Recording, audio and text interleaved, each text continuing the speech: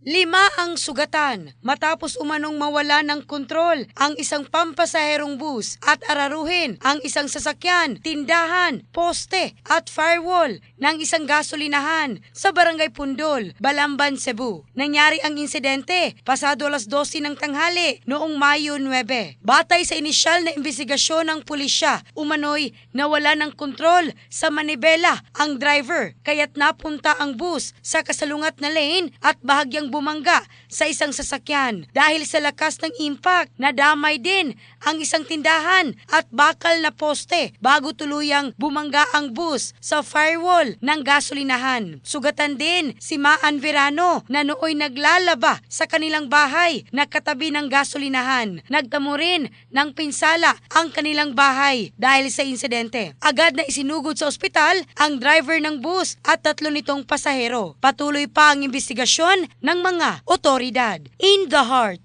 of changing lives, ako si Michelle Craste ng Brigada News Philippines, the Music and News Authority.